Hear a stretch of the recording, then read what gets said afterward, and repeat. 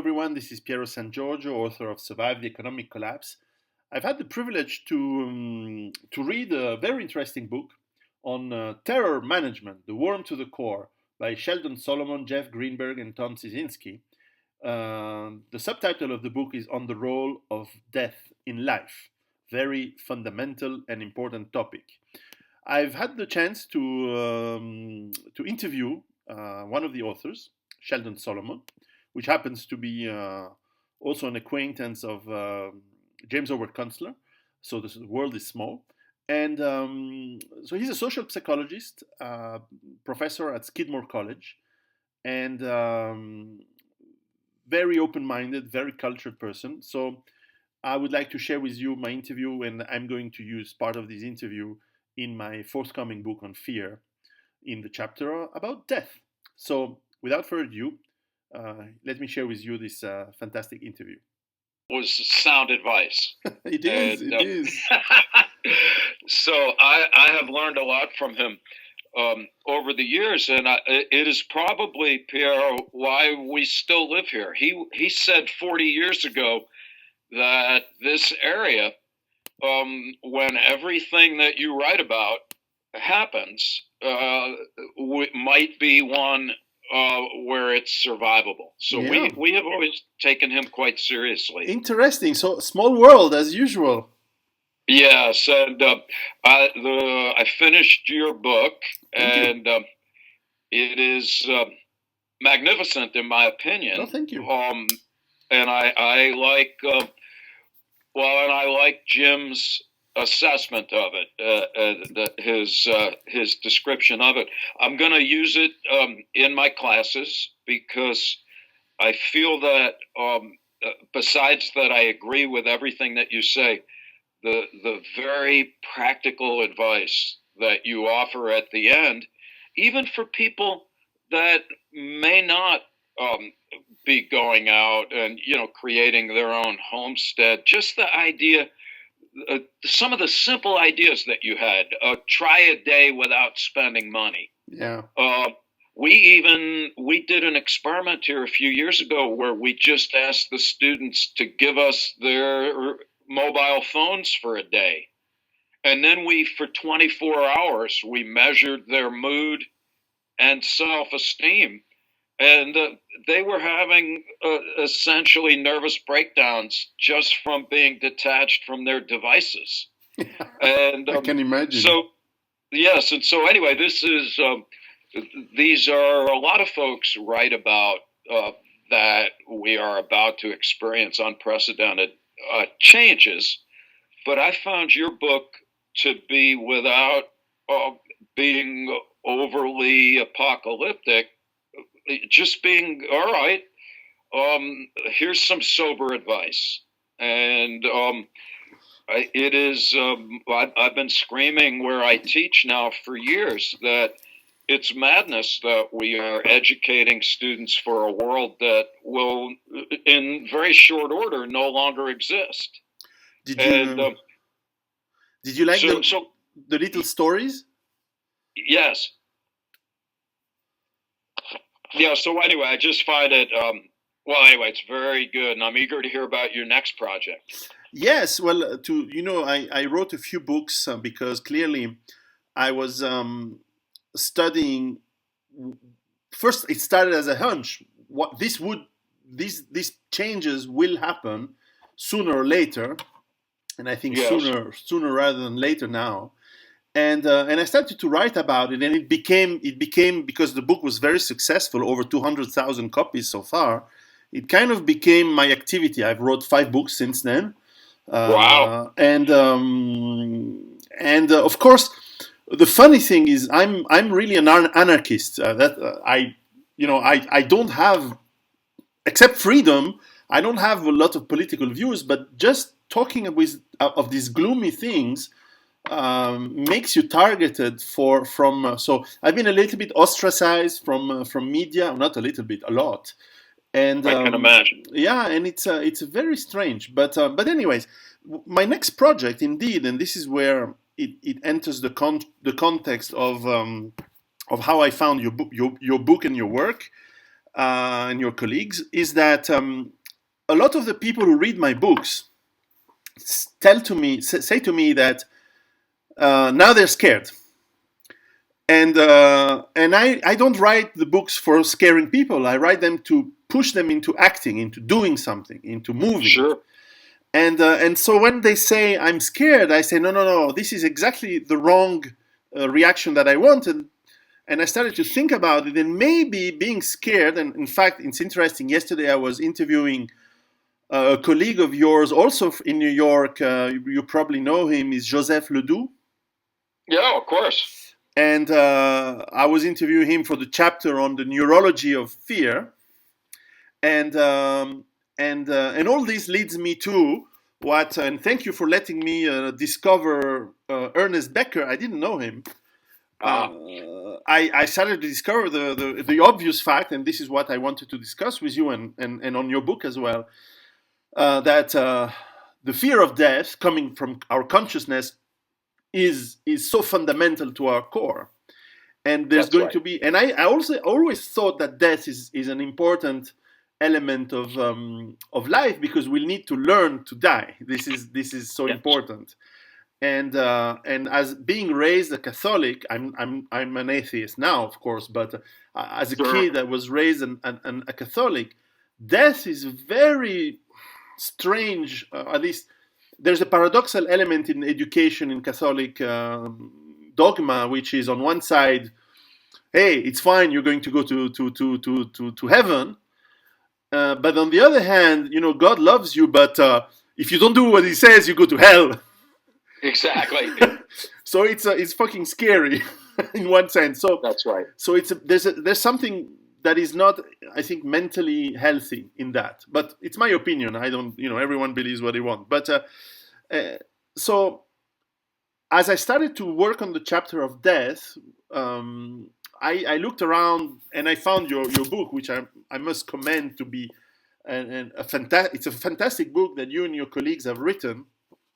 First of all, on the style, I thought that the style, and I checked your other conferences online. I like the sense of humor. I also like the very deep culture you guys have put into this. It's a short book, so very succinctly. You didn't go into. It's not a show off book. It's really very to the point, and you have Well, references of art, of history, of culture, religion, which are very to the point and very accurate. And that led me to read, of course, Ernest Becker's book, which I'm almost finished, but very, very, perhaps less well written in the sense that it's less easy to read as this one, as The Worm to the Core. And, well, no, thank you, because we have been ostracized by our publisher. Oh. They wouldn't publish the book for 2 years. They wanted it to be twice as long, and they wanted it to have fewer examples and more just technical details, and we refused. And so, and to hear you say that it's a little easier to read than Becker is fantastic, because that was our goal, was to introduce these ideas to a wider range of people. So the perhaps the by the way, I don't even. How long do you have? Oh, I have today. Oh, yeah, I have until 1 o'clock, so I have 50 more minutes. No problem. That's I think is enough. And because as I said, I want to take this opportunity to tell, if you agree, I'm recording this, of course, for my book, sure. because your answers will be good. But I'd like to publish this on my YouTube channel for our my viewers, so that also they can learn about this book, because I really encourage them. It's a fantastic book. I must say, it's one of the most succinct and yet very deep thoughtful books on the topic, which is and okay, enough talking from me. I'm going to ask you the question: is why is death so problematic for mankind, for men, for people? Yeah, well, great question. Now, as you've already said, we take our cues from Ernest Becker, who a cultural anthropologist, who in the 1970s, 1973 or four, won a Pulitzer Prize for his book, The Denial of Death. And the argument is disarmingly simple. He just says that on the one hand, people are no different than any other form of life in that we are biologically constructed to survive, and that self-preservation and reproduction are, essentially the goal of life. But what's different between people and all other living creatures is that we're super intelligent. Now, forgetting that intelligence is vastly overrated and could be responsible for our ultimate extinction. But be that as it may, the good news is that we can think abstractly and symbolically to the point where we can even imagine things that don't even exist and then make them real. And it should be obvious that, and Otto Rank, one of Freud's boys, he says humans make the unreal real.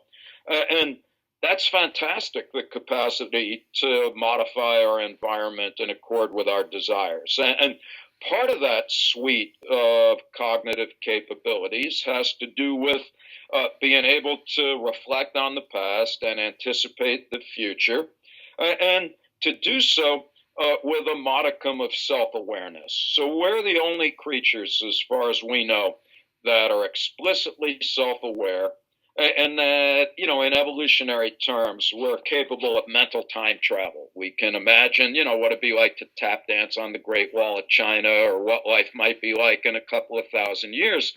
And here Becker's following Kierkegaard, who just said, if you're smart enough to know that you're here, well, that's incredibly uplifting. It's great to be alive and to know it, but it's also terrifying, because if you're smart enough to know that you're here, unless you're a child or an idiot, then you also know that, like all living things, your life is of finite duration.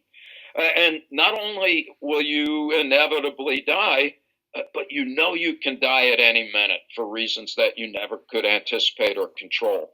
And then, just to knee us in the groin, Becker adds the Freud point that we realize that we're animals, just breathing pieces of defecating meat that are no more significant than lizards or potatoes. And so Becker's point is that potentially debilitating death anxiety is the inevitable result of being a self-conscious biological entity. That any creature that capitulated to death would already have been dumped from the gene pool. And so, in that sense, death anxiety is natural and universal. And what might vary is what we do with that anxiety or how we manage it. Yeah. In fact, what you tell in this book is you summarize that humans have developed cultural ways to cope with that fear. One being creating well, no one knows, but an imaginary um, picture of what could happen to us after death. And absolutely.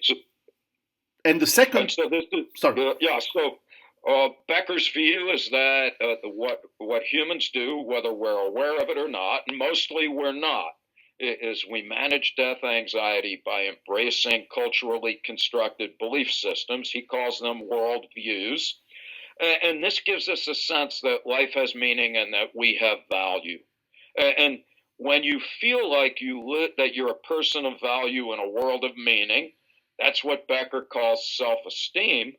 And he argues that self-esteem is essential to reduce anxiety while we're here, and to give us a sense that there's some possibility for immortality thereafter, either literally, like the heavens and the souls and the afterlives of the world's great religions, or symbolically. You may not be here forever, but you're going to make a shit ton of money and put your name on buildings, or you're going to have children, or you're going to create some kind of great work of art or science. But his big point is that we are fundamentally motivated to minimize death anxiety by maintaining confidence in our culturally constructed beliefs and a sense that we're meeting or exceeding the standards of value associated with the roles that we inhabit in the context of our culture.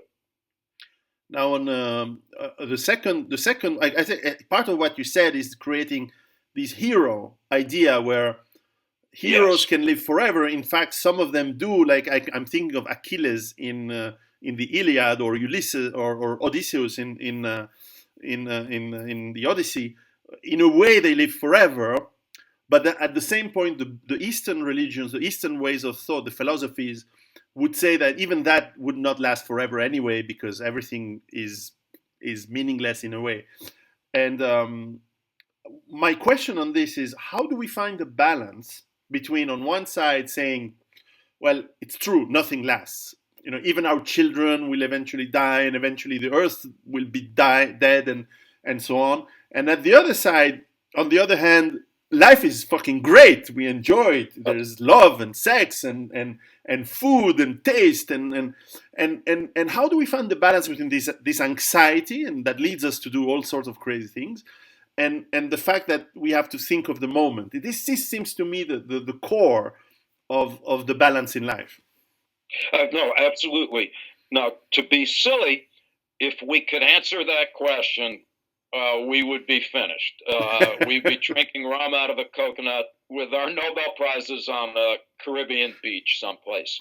But I do think it's important to acknowledge that you have just identified the most quintessentially important and central question that all of humanity should be collectively cogitating upon.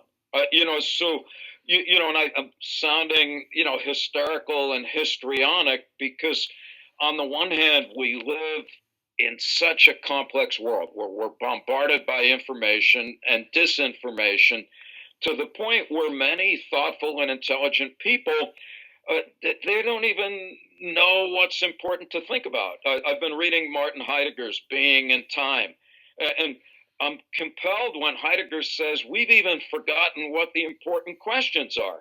And my understanding of what Heidegger is talking about is basically how to come to terms with the question that you just posed. On the one hand, it is true that things change and nothing is permanent. And that's a severe challenge to the kind of Western oriented approach where we venerate the heroic. And we've got a relatively pervasive sense that we're always on this inexorable road to progress. And that I trace a lot of our current problems in terms of what I call psychological dis-ease, not disease, but dis-ease. And and you write about this and you speak about it in your fine YouTubes where you're like, wow, we live in a world that is literally psychologically as well as physically dependent on continued growth. And that's literally quite impossible. And I see us struggling in the West because we've been hoisted on the petard of our own belief system, where if you can't blow yourself up into almost superhuman heroic proportions, you're a failure.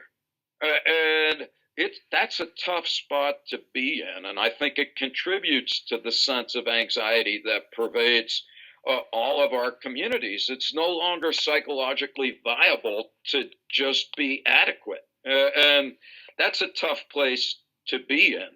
On the other hand, the Eastern folks have gone in the opposite direction, and it's one that's I'm trying to grasp, because it's basically to celebrate our radical insignificance. The fact of the matter being that, and I think that's closer to the truth that we are, when you get right down to it, radically inconsequential. And so maybe the Epicureans were right thousands of years ago when they just, on the one hand, were able to accept, at least philosophically in principle, the idea that each of us are composed of atoms that have been around for eons, and those atoms will be around for eons when they're no longer part of our bodies, and yet I like when Heidegger says, well, yeah, of course we're going to be rendered anxious by the realization of the inevitability of death. He calls it uncanniness or unsettledness, that, every one of us in our somber moments, we know that there's something going on. In German it was Angst. Angst. And Heidegger's point is that, well, what underlies that is the realization of the inevitability of death, and so the question then becomes, well, what do you do with that? His idea of inauthentic living, well, it's you become a culturally constructed meat puppet, and you just unreflexively adopt a social role that's provided to you by your culture. And, on the one hand, well, you could say, well, the meat puppets don't bother anybody. But on the other hand, meat puppets voted for Hitler, and meat puppets voted for Donald Trump, and meat puppets are destroying the environment. The banality of evil, as Yes. Hannah Arendt put it. And then, but Heidegger offers a more uplifting alternative. And that is, and he calls it a sober realization of the reality of the human condition. But what he does is to go on and insist that at our best, that humans are quite capable of acknowledging our finitude. And if we can only get that far, he talks about a life of unshakable joy in a resolute effort to make our time on earth into an adventurous journey. And even if that seems naively optimistic, I like it as a way of approaching life. Now, I'm going to open a politically incorrect parenthesis. It could be a short parenthesis, but now a lot of women, most women, like men who are, or like to mate and have children with men who are up as possible on the social ladder. Therefore, men need to climb up that ladder by accumulating skills, wealth, etc. And therefore, we also have this trend to consume, to grow, to which indeed the liberal capitalistic society has pushed to the most extreme insofar in history, perhaps to our doom in the next few years, but certainly there is an element of those man-woman dynamics that go for that, because woman wants the best genes and the best father for the kids. So how do we manage that? Maybe it's not related. Of course, it may not be related to the death thing, but how do you see that? No, I think again I think it is related, and as one of the things where conservative folks these days, the old-fashioned conservative types like Edmund Burke, they have a point when they dismiss even well-intentioned folks on the left, liberals in today's world, who think that it will be magically easy to change things by just altering our surroundings. And of course, that's an oblivious disregard for human nature. Mm-hmm. And it is a fact that, we are, very close genetically to the primates from which we deviated, whenever that was millions of years ago. And that they're sexually dimorphic creatures whose and the lives of primate communities are regulated by dominance hierarchies. It's who can beat the shit out of who.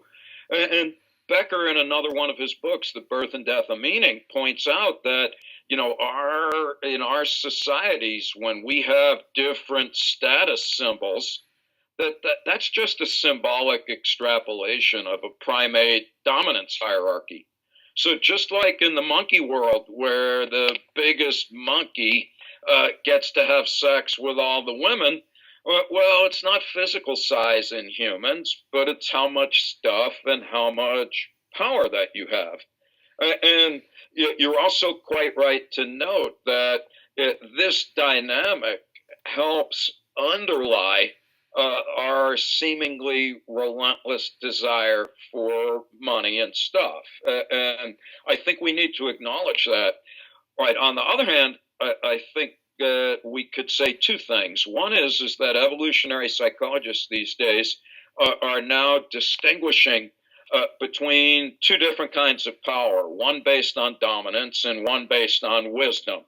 So I like Joan Goodall. Yes, it is Jane Goodall, the primate researcher.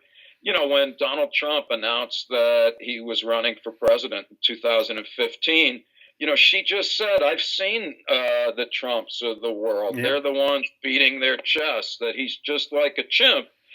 And so there's an example of dominance without wisdom. And I can imagine, and this would require lots of effort to change cultural values, but it's not inconceivable that we can begin to value people not so much by what they have, but by, let's say, to sound overly optimistic, like Martin Luther King put it, that we can get to the point where we judge people by the contents of their character, not so much by their balances in their bank statements. I think that's a tough sell, though, realistically. To be the devil's advocate on what you said, religions usually tend to create a spiritual, which is sometimes linked to some form of wisdom. I'm not sure it's universal wisdom necessarily, but certainly a form of wisdom that, and again, I say this as an atheist, that do channel the social rank into something that is more temperate, more controlled than the completely open atheist. Because if I must criticize atheism as I am, it leaves you only with materialism, and therefore, unless you're a philosopher, which most people aren't, that's right. There's no limit. I think you're quite right. I don't know if you've heard. Do you know the British philosopher John Gray? He's written a book recently about atheism, and he talks about 7 different kinds of atheism that he's aware of, at least in the West. And he makes, I think, a point that is similar to yours, which is that the atheism that prevails in our world really doesn't leave much else except a kind of materialism that ultimately degenerates into shopping and drinking. I'll check. The name rings a bell, but I have certainly not read his book. I will check that. Now, a lot of the readers of my books are what we would call survivalists or preppers or people who make their homesteads. A lot of them are motivated by, providing for their family a safe environment.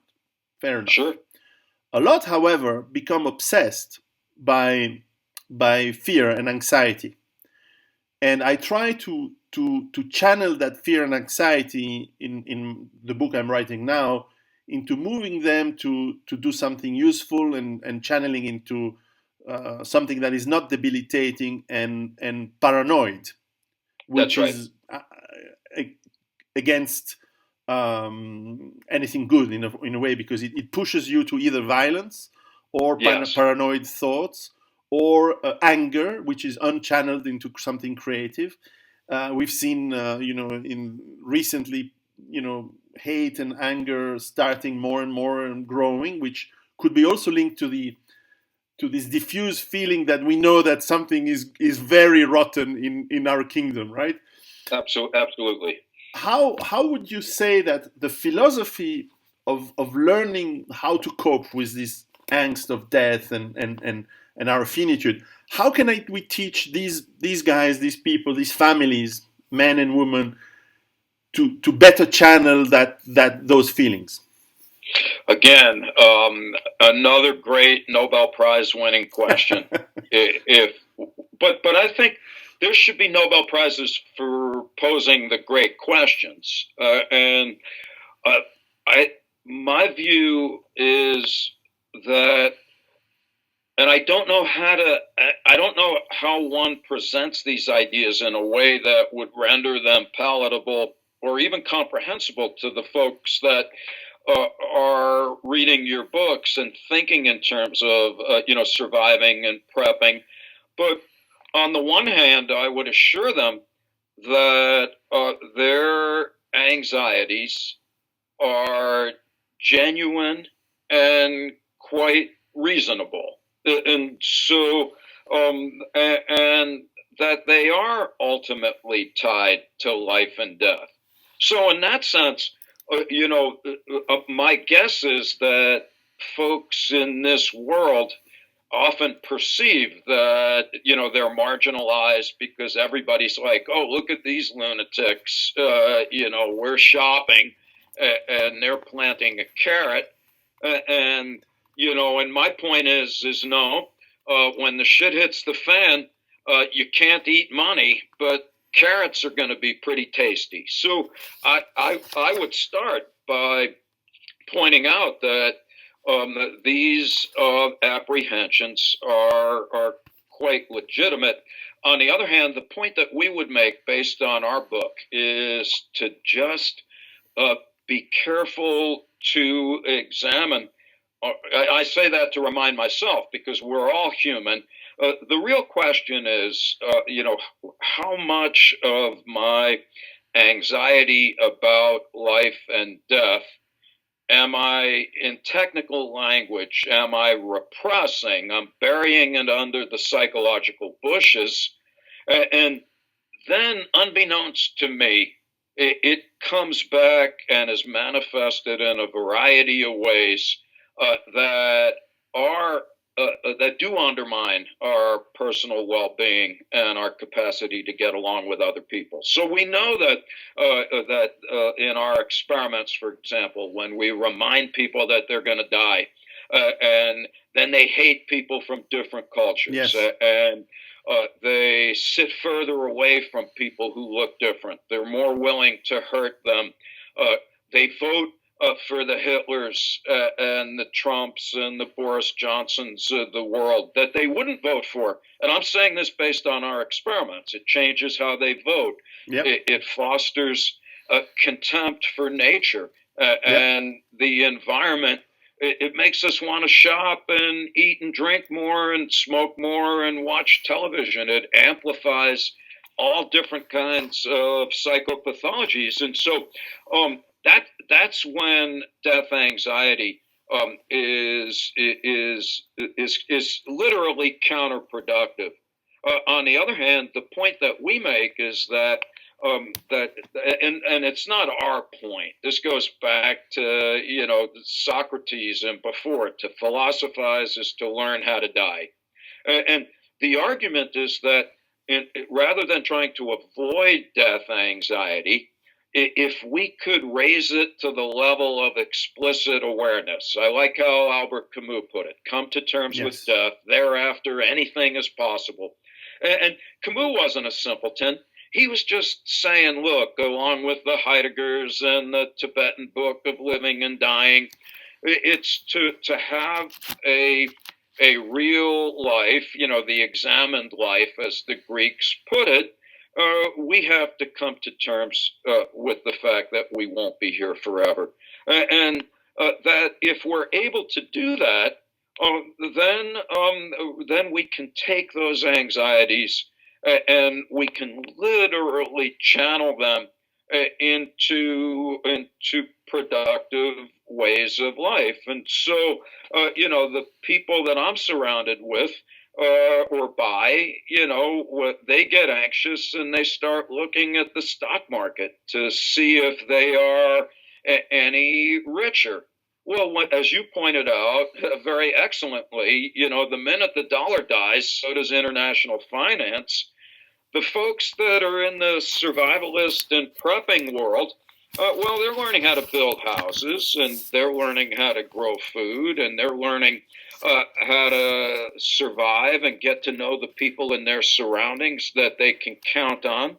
Well, they're being much more practical and realistic. And I would submit that that's not going to eradicate death anxiety. Nothing is.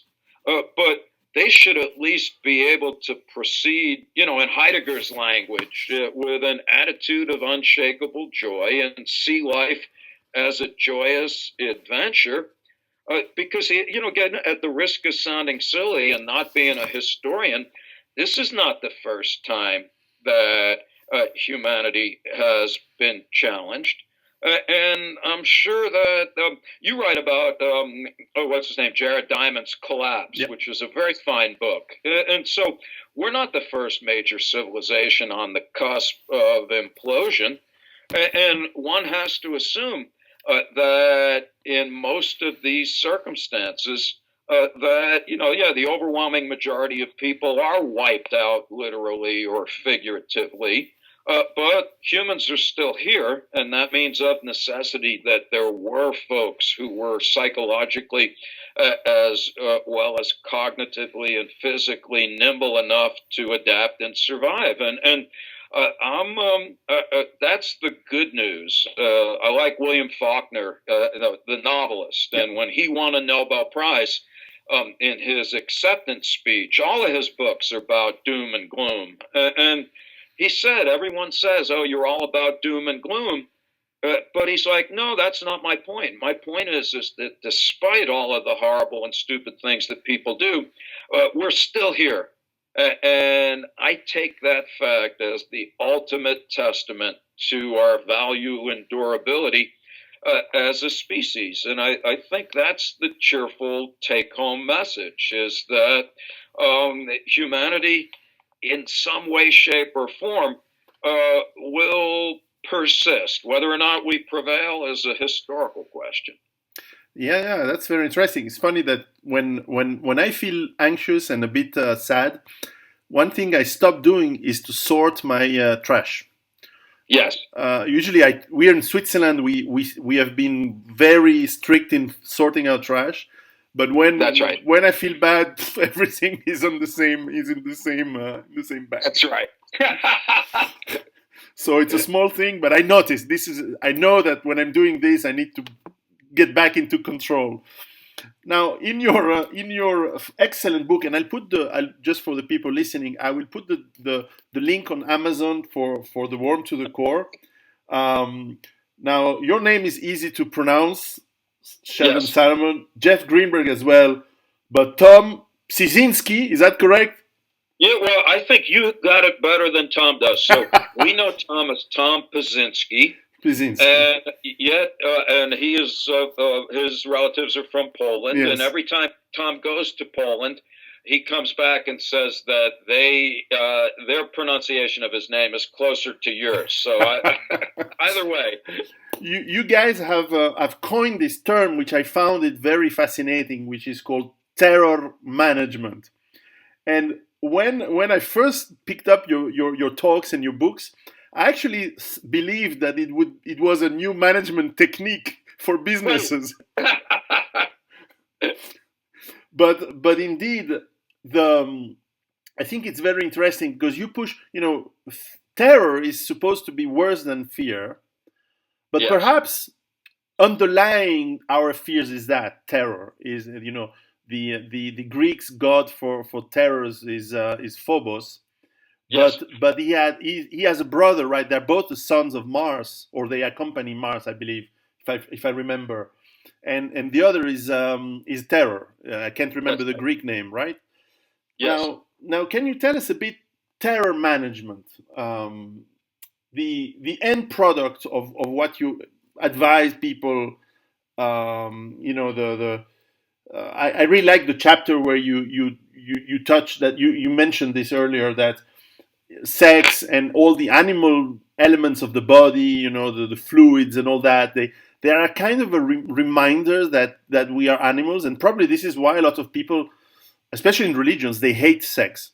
Absolutely. They remind us of that, whereas sex is fantastic. But That's right. but how do we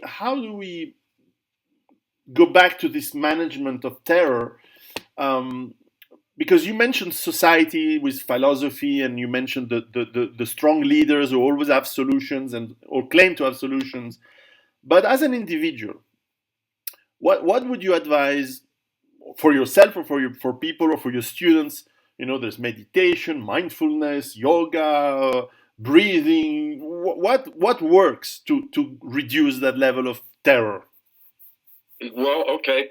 All of those techniques work, and when I say work, I mean that there is empirical evidence Yeah. that um, some of the earliest work that I did in the last millennium, um, we looked at things that are relatively simple, literally breathing more slowly and more deeply, which is evidently central to all meditation, is just regulating breathing. Uh, that turns out to be very effective. So does mindfulness turn out to be very effective. But so too, the best way to manage existential anxieties is just by forging and maintaining strong relationships, Mm-hmm. both with our significant others and with our friends. In many ways, the ancient Greeks had it right very early on. Yeah. It's Aristotle, was all about love and work. Yeah. If our relationships with our fellow humans are sound, and if we treat them like people and not like objects, because he insisted that was an important distinction. And then, these guys early on were pragmatists. You are what you do. And if you engage in day-to-day activities that allow you to express yourself creatively and to feel good about yourself, then above and beyond that, um, life is good. I think really my view these days is that we need a radical. Nietzsche was right when he said, he's a lunatic, but when he says we have to reevaluate all values. I think that a lot of our problems today is that we subscribe to values that we've inherited from our culture that are not realistically attainable, and if even if they were, we would destroy the world and our species in the process of striving for them. So I feel like, and it's not going to be the academics of the world. It's going to be people like you and Jim Kunstler, talented writers, who are also have the audacity to be trying to live the lives that they're suggesting others of us consider. I think what it comes down to is a reconfiguration of our world views that both look backwards as well as look ahead. Look backwards in the sense of, recapturing some of the very ancient wisdom that we now sometimes dismiss as naive and simple-minded. Do unto others. That where the Greeks said, "Hey, we're not isolated individuals." Their word for somebody who wanted to live like a hermit and not accept that we're social creatures, with the Greek word is idios. Yes. Today we call it idiot. So I think some wisdom has been around for a long time, and Heidegger's right that we've forgotten about that. But we're also blinded to what's about to come up ahead, and that's where we need we need people, honestly. We need everyone on earth to be reading about what you're writing about, and what folks who share your concerns are writing about, because we have daunting challenges that are, we can't dodge them, we can't grow our way out of them. And I think that a lot of the pervasive apprehension in the world is a result of people in their heart of hearts, as it were, knowing something is seriously amiss, while at the same time realizing that the world writ large has done nothing about that. And so we have to shift attention to what's really about to happen, and to do so in a way that doesn't drive everybody to despair, so that they're hiding in the dumpsters behind the grocery store, chugging laundry detergent or whatever. Yes, and what I must say, that what worries me the most is not the what is happening in the future, what's going to happen, because eventually, as you said, we are tough little critters. We eventually survive. Not all of us, but Yes, some of us will survive regardless. I wrote one of my latest book was about the effects of how we prepare for nuclear war, nuclear incidents, and things like that. When you look at the data, even nuclear war will not wipe us out at all. This right. absolutely not. It's not that That's bad, right. but it's still bad.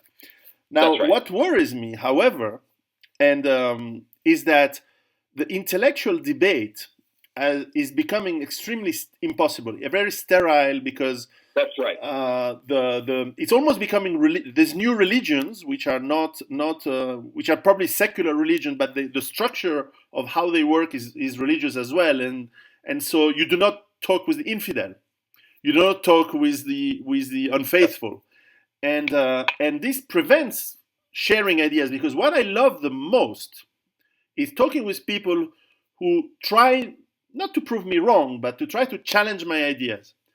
And Absolutely. I'm frustrated that I don't find these people, not because of intellectual grounds. There are many intelligent people, way more intelligent than me, that could have great ideas, but it's That's because right. we're in the silos, and the media don't play the game to make dialogues. The society, and even the universities, which are That's supposed to right. be temples of this open discussion and freedom of discussion, they put you in a silo, and they judge you like in a tribunal, and you cannot confront your ideas to others, and therefore it's sterile, and we're wasting Yes. time. We're wasting precious time by not sharing these ideas and debating them. And maybe my ideas are wrong, but I don't know, because no one is challenging them, because I can't be challenged, because I'm in a silo and the media prevents me to talk to people like you, or to talk to Jordan Peterson, because we're all in a silo, and it's Yeah. very worrisome. No, it is very worrisome. Um, so I know Jordan Peterson. We go way back, but Oh, the minute he got famous, he stopped talking to me because we disagree about sure. almost everything. But this gets back to an important point, and that is that, a few important points. We have lost track of the fact that democracy it only works if you have people who disagree. If everybody agrees, democracy dies. It's all Yeah, about absolutely. civil engagement in the service of advancing our collective interests. And we have lost opportunities for dialogue. Yeah. Um, and I'm preoccupied with Heidegger these days, but he talks about discourse as central to human experience, and not in the service of proving that you're right. That's another problem with modernity: is being right